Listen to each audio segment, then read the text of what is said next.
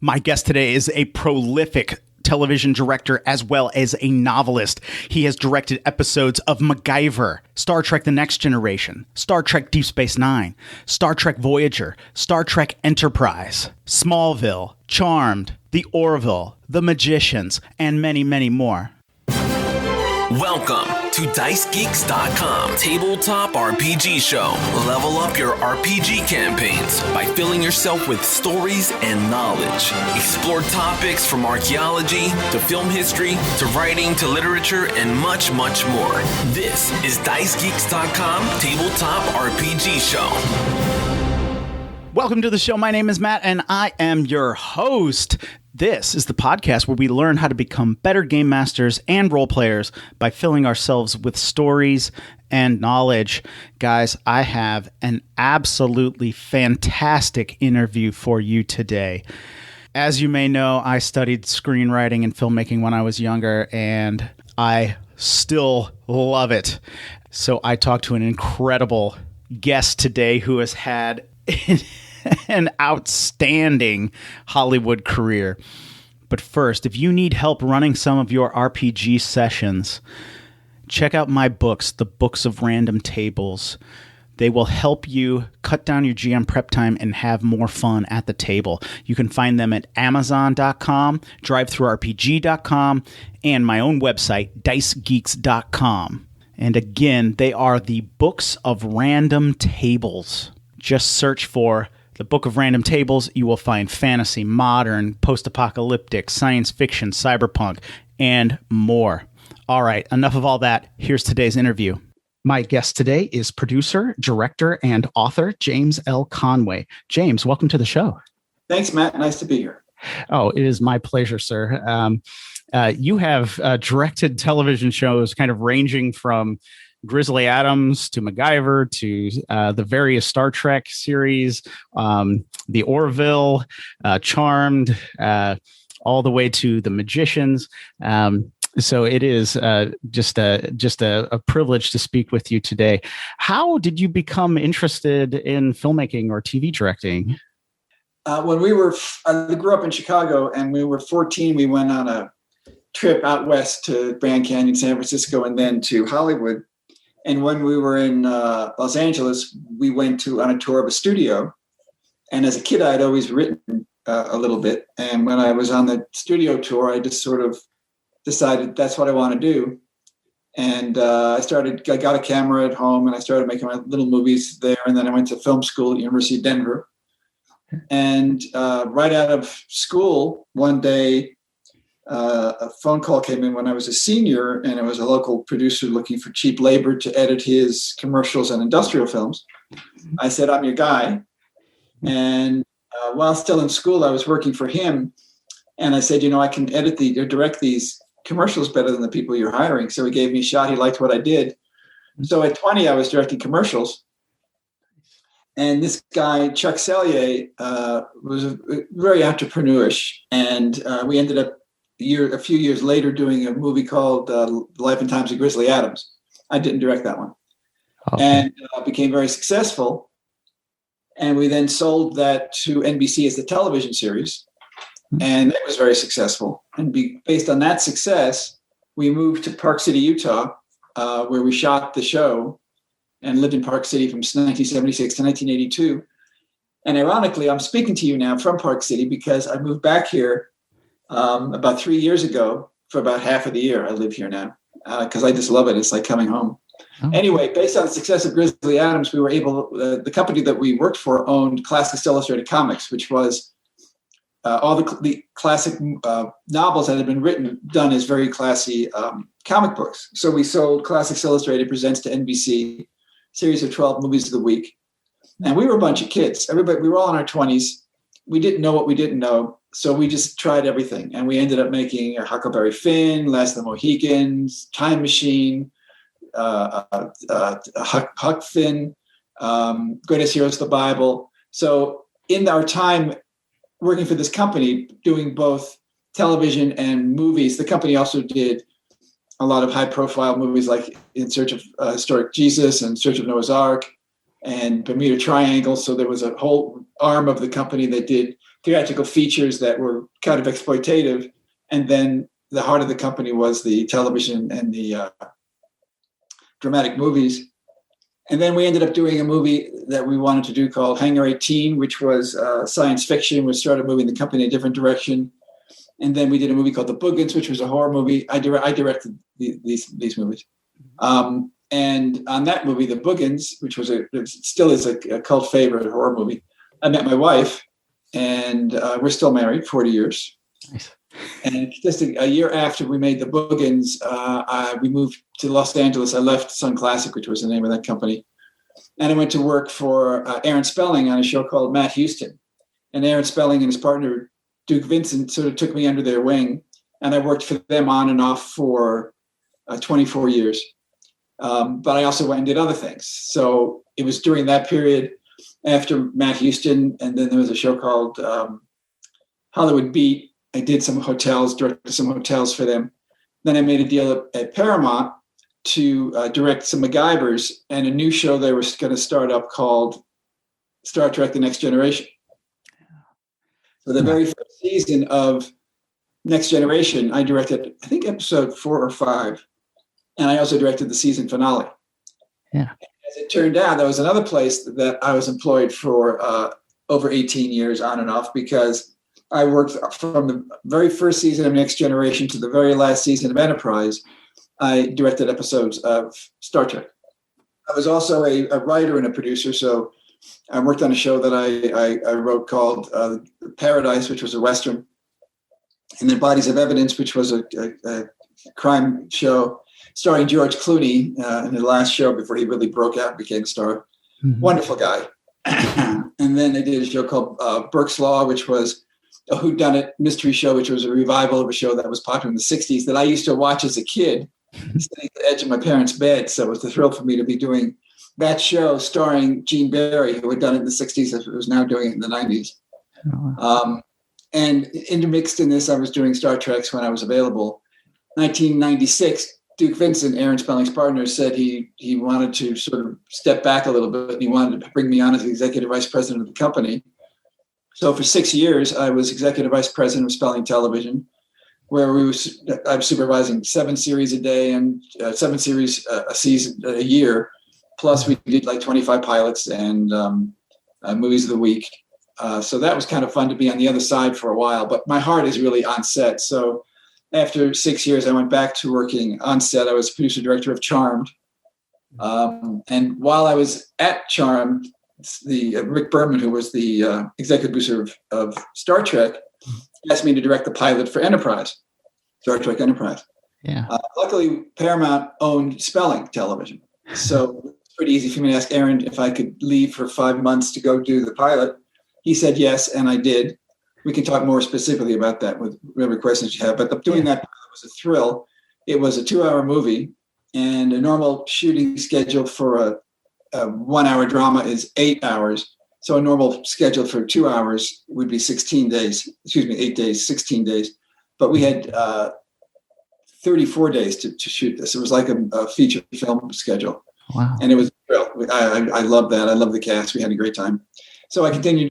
We did Charmed after that, finished Charmed. That was on for 8 seasons. Great show, still very popular. It's on 3-4 times a day now. Yeah. Still. And after that, I freelanced and I did a show called Smallville, which I loved. Yeah. Supernatural, which is just now going off the air after 15 years. Mm-hmm. And then the last 5 years, I've been doing The Magicians, which is one of my favorite shows, which was a edgy, sexy Harry Potter kind of show that was, you can see it on Netflix. It's really a good show and I highly recommend it. I mean, that's obviously incredible. I mean, and there's a lot there that I want to ask you about, because you have directed and done so much. And I guess I should say, when I went to college, I studied screenwriting, and I did some guerrilla filmmaking, I guess you could call it, back in the day, and that. So I always have a keen interest in filmmaking and that. So. it is just, as you're rattling off some of these names, I mean, obviously, MacGyver and Star Trek: The Next Generation were like pivotal when I was very young, watching a lot of television, and I really enjoyed those shows. So that was that is really fascinating to kind of to get to talk to you here. So just kind of wondering about Star Trek and Star Trek: The Next Generation. Were you a fan of the original series when you were kind of offered to direct an episode of TNG? I was a huge fan. When I was in college, it was just gone into syndication, and it was on every afternoon. Mm-hmm. And we'd all gather down. I was in a fraternity. We all gathered downstairs in the basement where the TV was, and we'd watch it every afternoon. I was a huge Star Trek fan. So when they started developing Next Generation, nobody knew if it was going to work. First of all, it was syndicated. No one had even syndicated a TV show before.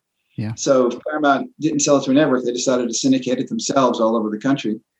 Mm-hmm. And when we finished the end of the first season, the studio knew they were going to pick it up, but the cast and crew didn't know yet. Nobody really knew. It was really hard to judge how successful it was. Mm-hmm. And I think that show really hit its stride at about season 3 and became a monster hit at that point. Yeah. And it came on the air when I was like 13 or 14. And I had, seen some episodes of the original series, of course, and watched a couple of the movies and that. And so I was ready, like I was primed and ready to watch, Star Trek: The Next Generation. And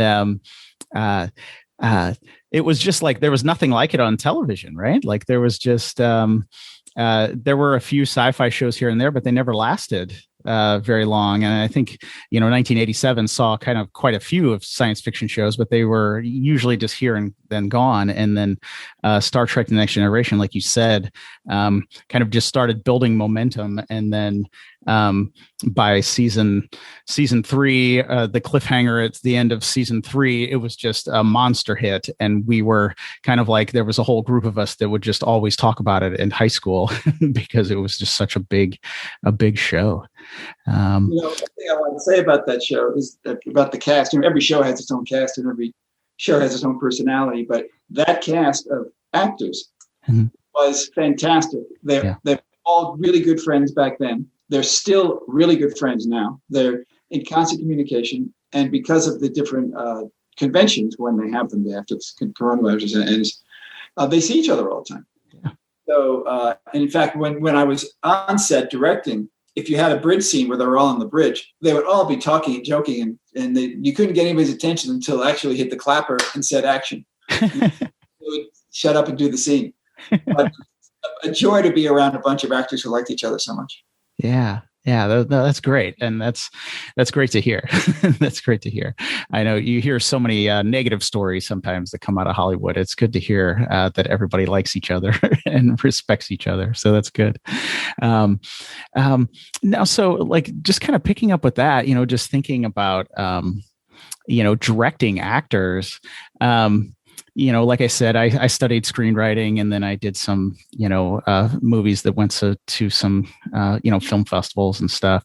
I think one thing that I really neglected was even thinking about actors until I was really doing some of my scenes. I always thought about technical aspects, or I thought about the camera and things like that. Do you have like a specific way that you approach actors on set? Every actor has a different process. Mm-hmm. And so when I go to a show to guest direct, for example, I'll try to hang around on the set for a few days ahead of time. When I start directing, I'm prepping, so you're really busy. Mm-hmm. But just to see how each actor likes to approach rehearsal. Some come in and just want to be told what to do. Mm-hmm. Others come in and they will resist whatever is suggested just because it's their personality. Mm-hmm. And others will just come in and have to try to find the scene themselves. So you want to be prepared when you go onto a set to know how this actor likes to work. The worst thing you can do is try to force an idea to an actor. First of all, it slows you down because now you have to have a conversation about what you want, what he wants, or she wants, and it can take a long time. And the whole point of a rehearsal, you want to find the core of the scene.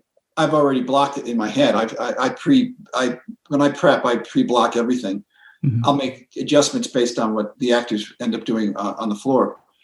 but you want to get in and out of the rehearsal as fast as you can. The longest thing on a set to do is light. On a 12-hour shooting day, you're probably lighting 9 hours a day. Wow. And only actually shooting 3 hours a day.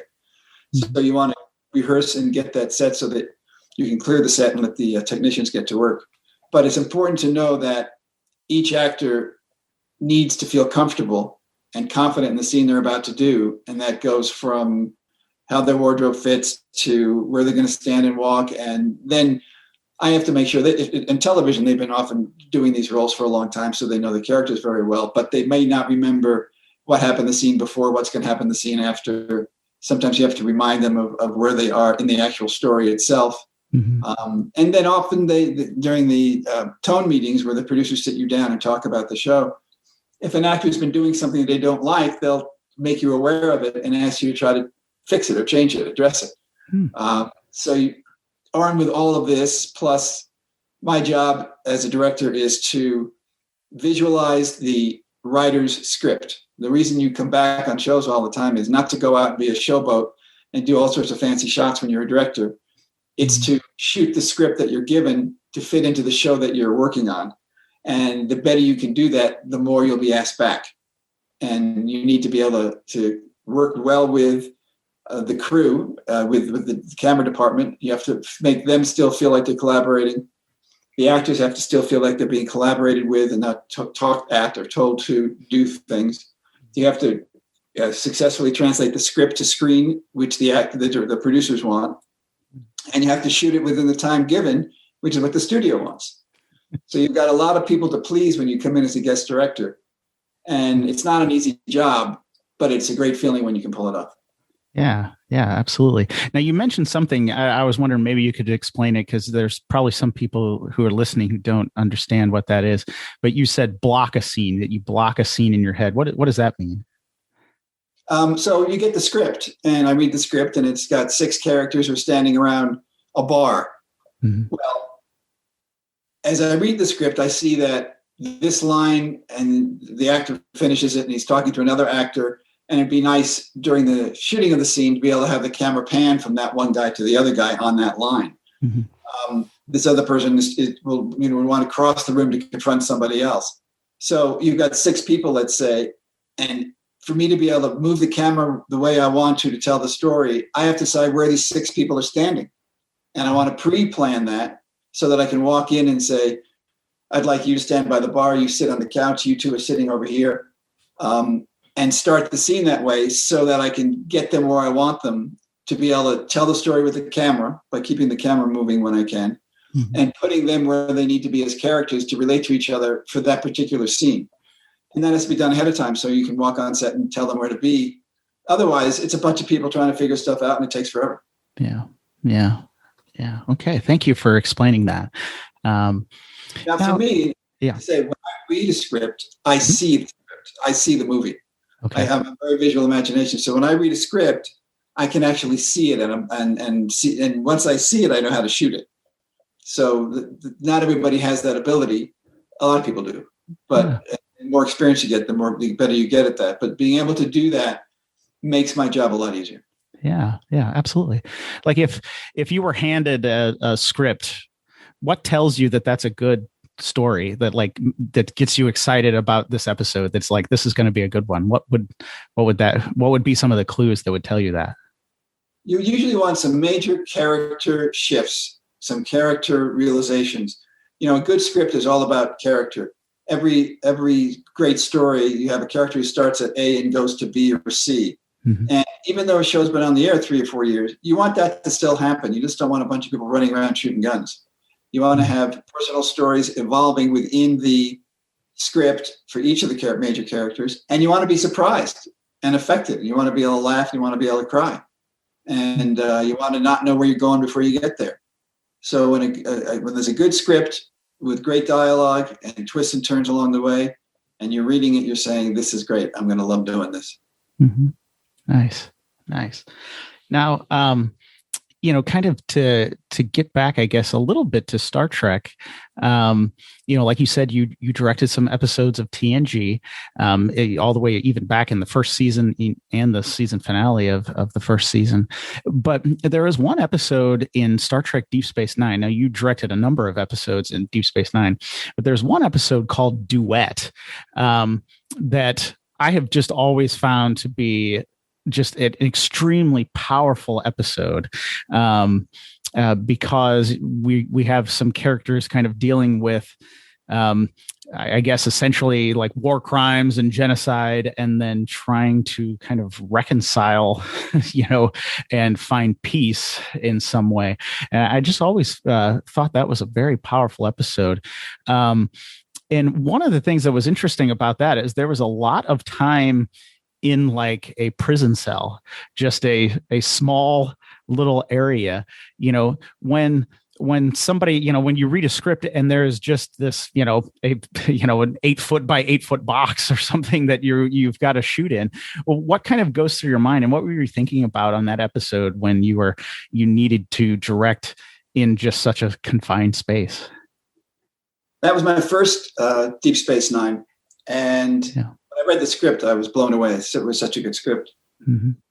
And I liked the challenge of all the scenes in the cell because they were great scenes. Mm-hmm. And I approached them. I can't remember if it was 4 or 5 scenes, but I approached them all differently. Each was blocked differently. Each was dealt with differently so that it didn't feel like one big, long, boring scene. Each had its own dynamics, where I put them, where I put the camera, how I played it.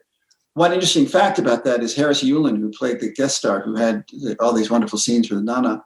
Mm-hmm.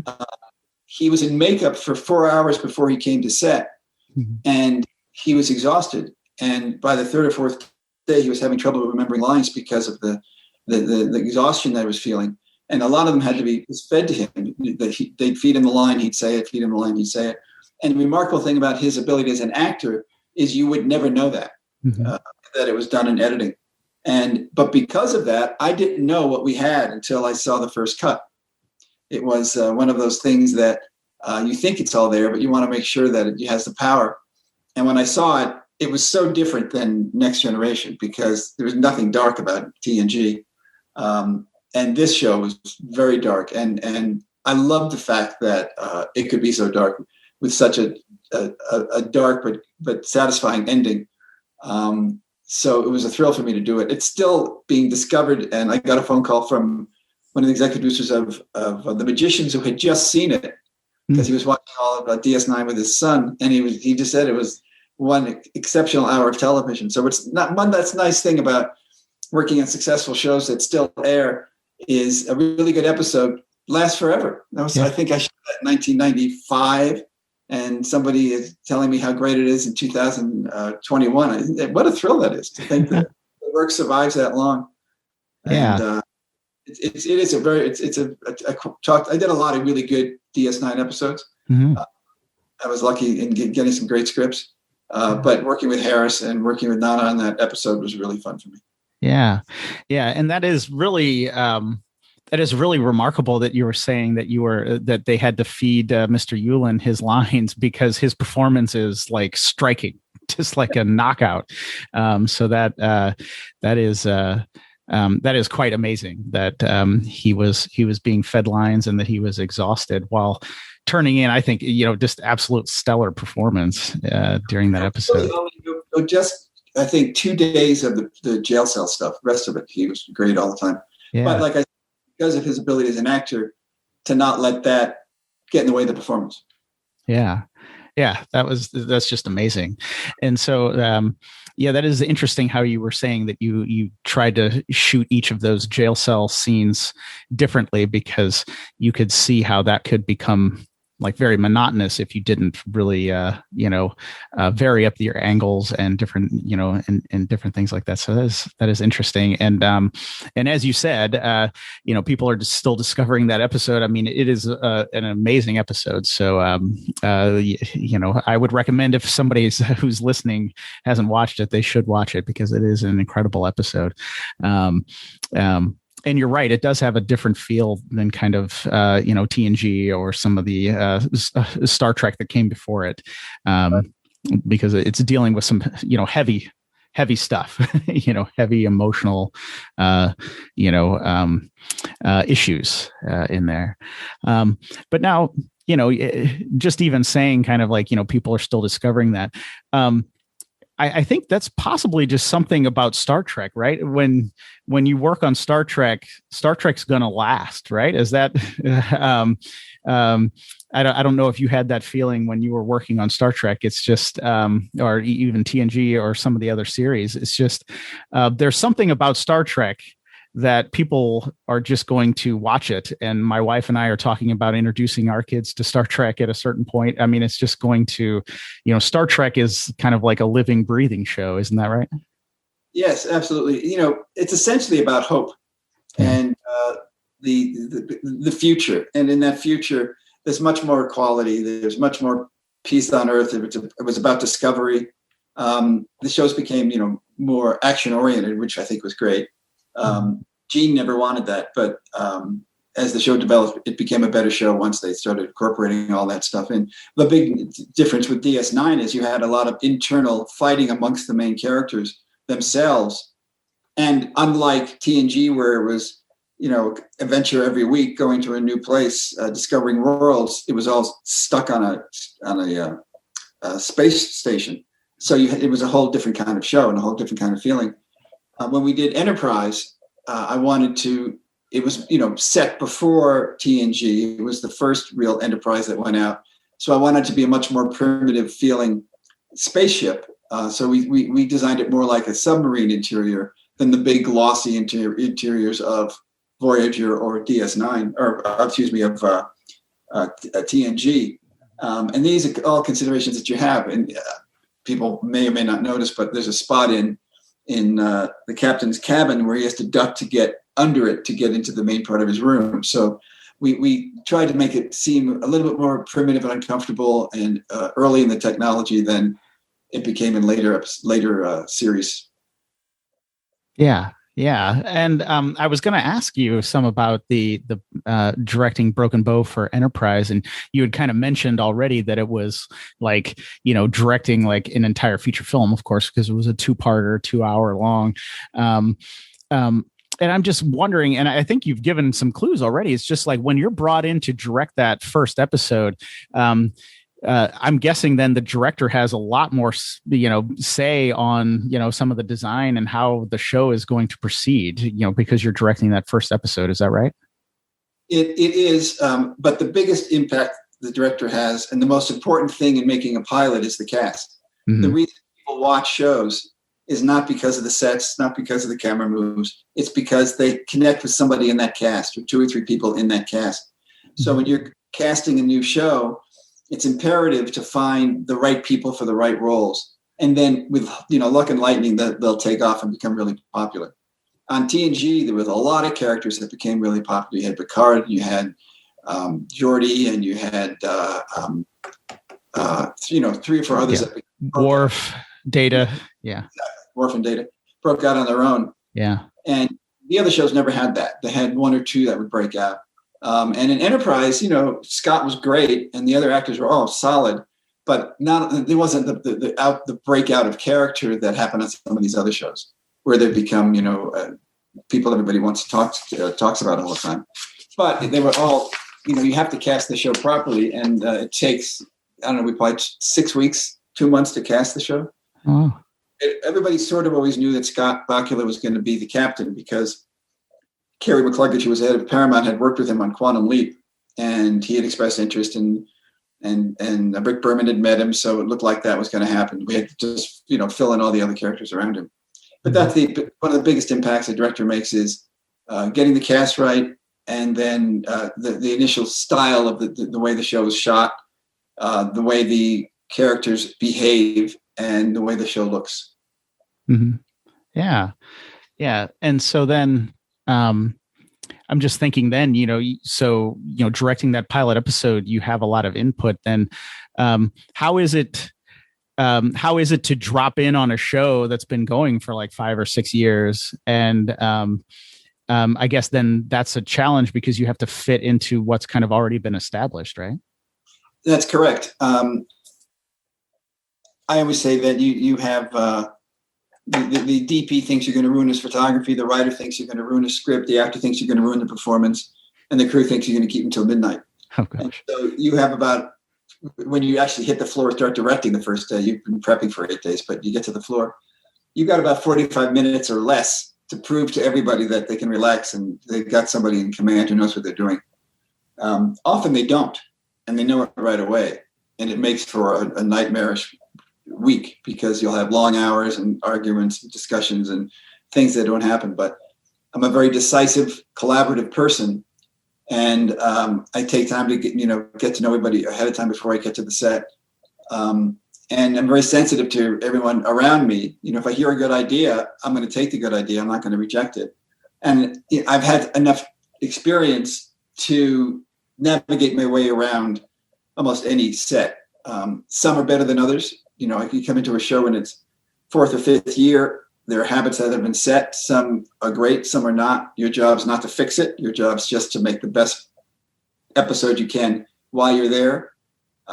In almost every place I ever worked, I did multiple episodes, which is a sign that they like what you did and they want you back. So that's always good.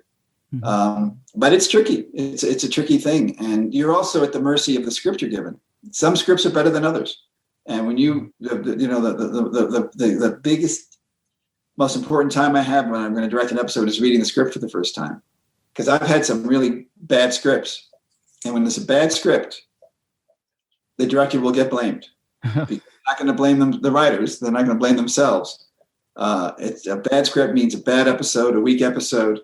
And you have to do everything you can to make it be as good as it possibly can be to hopefully survive the flaws in the script.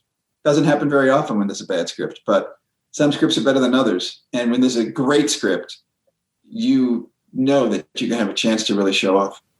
Yeah. Yeah.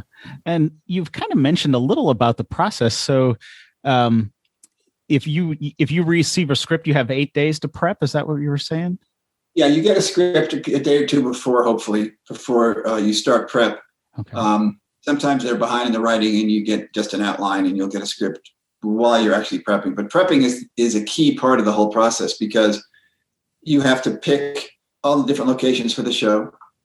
You have to have meetings and wardrobe on props. You have to do all the casting for the guest cast. You have to, once you've found the locations, you have to go back with all your key technicians to talk about what you're going to do in this location, and they can talk about how they're going to light it, what equipment they're going to need, what kind of lights they're going to need, special cameras and lenses. So and part of the problem is if you're looking for locations, you're in a van all the time driving around, which takes forever. It's a little better now because you're seeing videos ahead of time from the location departments, and you can narrow down the places you might have seen in the old days. Mm-hmm. But it's the most important part is to be prepped completely, that everybody knows what's going to happen, that everyone is prepared. And so when you arrive on set, everything's there waiting for you. Otherwise, if something's missing, you've got to sit around and wait. And you still only have 12 hours a day. So if you're waiting for an hour and a half for something that's not there that should have been, that's an hour and a half you're not going to have to shoot. So you have to make shot list. I always have a shot list.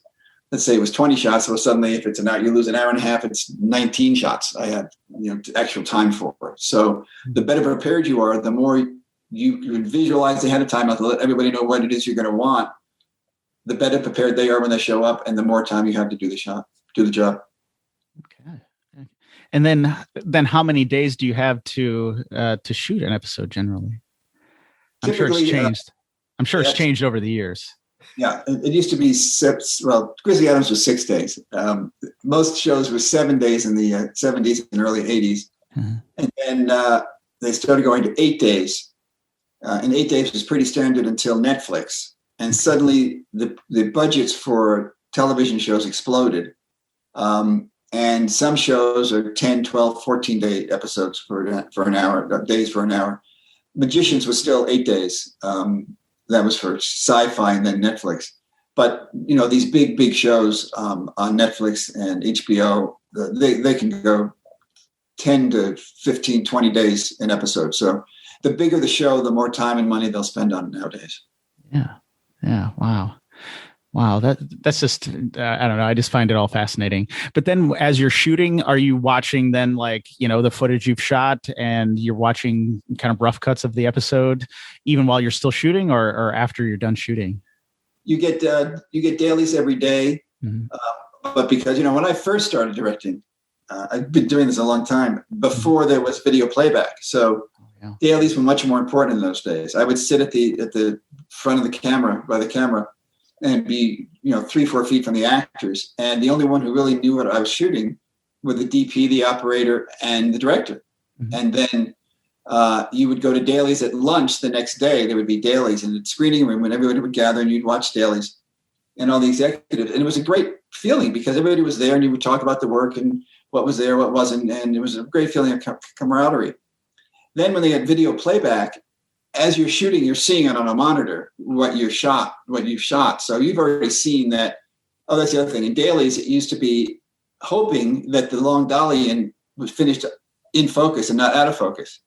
And that happened, or that the framing was great. There were probably 15% of the time it was either out of focus, the frame wasn't right.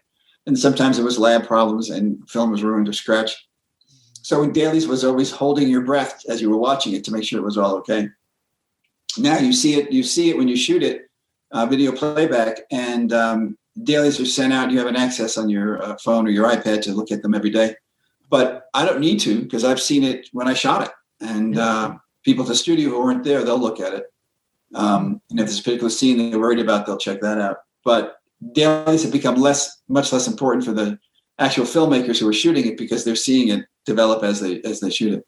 Wow. Yeah, And then I usually don't see, if there's a scene I'm worried about, I'll ask the editor to put it together and show it to me. But normally you see it at the end. You finish your 8-day shoot, let's say.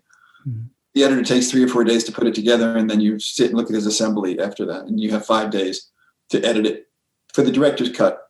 And then the producers do whatever they want with it. Okay. No, that's fascinating. So you said the producers do whatever they want with it. Were there any changes that have happened that you kind of remembered that you wish hadn't been changed, or does that happen quite a bit? Well, what normally happens is you'll have a show that comes in long, anywhere from 2 minutes, 11 minutes long. And a big mistake that some directors make is trying to get it down to time and cutting out lines and scenes to please themselves. And producers, and having produced many, many TV shows, you don't want a director to do that because you want to see everything as the producer, and you'll decide what line to cut, what scenes to move around to make it work. So when I do my director's cut, I just put it together the way I saw it, the best I can, scene by scene by scene. I never really trim a line. I never really cut a scene, and let the producers then do it. So I'm usually never surprised by what they do. It's pretty obvious what should be cut. It's painful when you have a show that's 11 minutes over and it's only 42 minutes long. So you know that it's going to be very choppy in places, trying to make the time work. But I've never really been just surprised and or distressed by what the producers do. Okay. No, that's fascinating.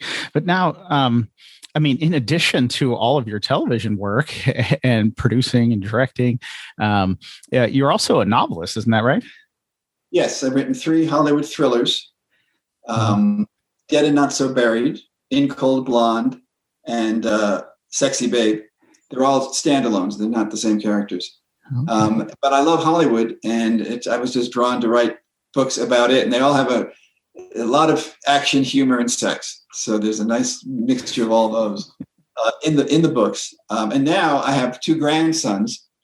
So I'm also a photographer. I shoot travel shooting photography, and I started doing these funny pictures with rubber ducks, and I would, using Photoshop, put rubber ducks in funny places. And now that I have 2 grandsons, I'm just now finishing my 3rd rubber duck book for kids. There's a Duck's Life and Rubber Duck's Guide to the Holidays, and now I'm doing Rubber Duck's Guide to the Farm. And I really do it just for my grandsons. I will, in the next few months, probably put them out on the marketplace. But it's fun for me to do creatively, and then it's fun to be able to read them to my grandson. So that's fun. Yeah, that sounds awesome. Now, I recently wrote my first novel. It's I still don't even know what I'm doing with it or anything. I'm getting it edited right now by somebody, but and trying to learn the craft. So I would like to ask you some questions. What's kind of your writing process? Do you outline, or do you kind of write by discovery, or how do you approach kind of starting out writing a novel? I outline. So I'll outline the whole book, but then once I start writing it, it'll sort of have a mind of its own and sort of take and go different places. Mm-hmm. So when I start an outline, I usually get it to within 75% of where I want to go, and then I'll start writing. And sometimes it works, and sometimes it doesn't. Sometimes you have an idea 3/4 of the way through that you have to go back and change from the beginning. But sometimes it just flows. I really feel like, it's like Michelangelo said that David was in the rock. You just had to bring him out. I actually feel like in the creative process, the final product is there. You just have to get to it. You just have to cut away all the crap, and there it is. Mm-hmm. Good or bad, it's what it should be. And that's how I feel about writing. They say that writing is never finished, just abandoned. That's true, because you can always go back and start changing things. That applies to editing, that applies to painting, that applies to photography and post-production photography. So you just have to at some point trust yourself and say that's it. And it's writing is tough because you're doing it all by yourself, and the ultimate payout these days is the chances of a big breakout bestseller are very small. So you have to enjoy what you're doing, and then let that be enough satisfaction for you. Yeah, absolutely. And, just kind of thinking about, writing and stuff. Do you try to write every day, or is it something that you do kind of in, at different times and stuff like that? Or do you set out or block out different times to write? I write every day, same time. I start around 7 a.m. and from 7 to about 11. And then, the rest, that's the big bulk. And then late afternoon, I'll just reread what I've done and think about what's going to work out tomorrow. Okay. But that my big, and that's when I was writing screenplays too. It was always that early morning, mostly because I had to go to the studio. Sometimes when I'm working on a show, I would write from 5 to 7 or 5 to 8 and then have to go to work. But doing it every day is the important part of it. So it becomes just a habit that you can't not do it. And once you're doing it every day, it becomes a lot easier. Yeah. If you were giving writing advice, what's the best thing other than say, you just mentioned write every day, but what other writing advice would you give somebody? It's tough. There's a lot. I would say, surprise yourself as much as you can. Don't be timid. Make mistakes. Don't be afraid to go back and start over. Go down the darkest corner that you can't think of how to get out of. Put your characters in positions that you can't imagine how they can get out of, and then get them out of it. Because if you put them in a place where you can't imagine how they're going to get out of it, either with the audience, and then when you surprise them by getting them out of it, it's really satisfying for the audience. And so a lot of times I've written myself into a place where I've got to take a few days to figure out, okay, I like where I am, but I don't know how to get out of here. And then you figure it out. It's a great feeling when you figure it out. It's like a huge relief. And the answer's there. You just have to be patient and wait for it and not take the easy way out. Challenge yourself and make it really hard, because put yourself in the reader's shoes. You want to be reading something you haven't read before, and you want to be surprised as much as you can. So I try to do that when I write. Yeah. No, I think that's great advice. Now, we're getting kind of down here to the end. I did want to ask one thing. It just seems today that like so many people want to work in creative careers. They want to make movies. They want to make TV shows. They want to write books and novels. Do you have any advice for somebody who's, just really wants to, get involved in some kind of creative career like that? Find something you love and then work as hard as you can at it. Find like-minded people who are doing the same thing. You want to network with other people so that if one of you becomes successful, he sort of drags the rest of you along. And then you'll do something that'll do well and drag your friends along. Don't be afraid, but be smart.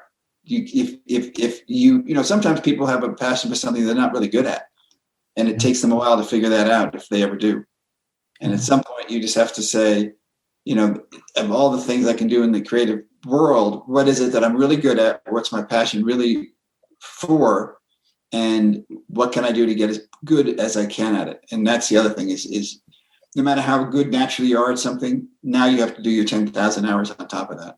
And it's just hard work and perseverance and not taking no for an answer and having realistic dreams. Everybody's not going to be Steven Spielberg. Yeah. So you want to find the joy you can at the smallest levels and the biggest levels. Yeah. Yeah. I think that's fantastic advice. And I wish I would have learned that earlier in my life, but I kind of thought I was going to be Spielberg for a while. But I think you're absolutely right, because I kind of refocused my efforts, and now I'm actually a full-time writer. So that's just kind of amazing that when I focused in on what I was actually truly passionate about, and I was able to really accomplish some things. So I think that's fantastic advice. I think anybody out there listening should take what you just said to heart there. Now, yep. Motion picture business, the key to the kingdom is the writer, because you can't direct by yourself and alone, and you can't produce by yourself and alone. But as a writer, you can create your next job. And that's something that fed me through my 40-year career. When I was doing one show, I was writing a pilot for another show. I was, constantly using my writing ability to keep myself employed. And these days, the writer is the most powerful person on a television set. They're the ones who create the shows, run the shows. And if you want to have a career as a producer or a director, coming up as a writer is a great way to do it, especially in television. Okay. That's great. Thank you for telling, letting us know about that. Now, I know you mentioned a few projects and stuff that you're working on. Where can people find out what you're working on? Where can they learn more about you, your TV shows, your novels, and kind of, anything that's upcoming? I've got a website, jameslconway.com. And it lists all my TV and movies. And separately, there's a place for all of the books, and separately, there's a place for my photography. So jameslconway.com. And if you want to read one of my wonderful books, pick it up. They're cheap, and they're at Amazon. Okay. And they're a lot of fun. All right. And I will be sure to link to your website and to your novels and to like your IMDb page and some of the TV shows in the show notes for this episode at dicegeeks.com. So anybody who is listening right now, you can head over to dicegeeks.com, check out the show notes, and you will find links to James's website and a list of his books and movies, so you can learn more about him and his work. Well, James, it was an absolute pleasure speaking with you today. Thank you so much for being on the show. My pleasure, Matt. Thank you very much. And good luck with everything. All right, there you have it, guys. Oh, my goodness. It was an absolute pleasure to speak with James L. Conway today. I hope you enjoyed it as much as I did, because, oh, my goodness, I had a blast talking to him. As I mentioned in the intro to this episode, I have a great love of filmmaking and movies and television. So it was an absolute privilege to speak with Mr. Conway. If you want to learn more about his novels, his TV shows, his photography, you can do that by heading over to dicegeeks.com. Find the show notes for this episode, and I have provided links to James's website and to his novels, as well as some of his TV shows that he had worked on, so you can check those out. All right. If you want some free stuff, head over to dicegeeks.com/free. You'll get 10 free dungeon maps. You'll never miss an episode of the show. And each and every Friday, you'll get an email update from me letting you know what is going on in this wild world of Dice Geeks. All right, guys, if you really enjoy this show, and I sincerely hope that you do, because I try to get better each and every episode, If you enjoy this show, you can help me out in a few different ways. You can like, review, rate, or subscribe the show wherever you are listening to it. Most podcast players have buttons where you can like and rate and give star ratings, all that stuff, or leave reviews. Please consider doing one or more of those things. Liking, rating, subscribing, reviewing, all help more people find the show. And that's the goal here, is to get this show out to as many role players and game masters as possible so we can get better at our craft. So if you could do one of those things, I would greatly appreciate it. Also, if you are a super fan and you want to support the show financially, you can do so at dicegeeks.com/Patreon. No, that's wrong. I said it backwards. You can support the show financially at patreon.com/dicegeeks. I said that totally backwards, guys. Sorry. All right. It's been a long day. Maybe. I don't even know. I don't even remember what day it is. Here it is, though. This show is over. Thank you so much for listening. And until next Wednesday, keep gaming.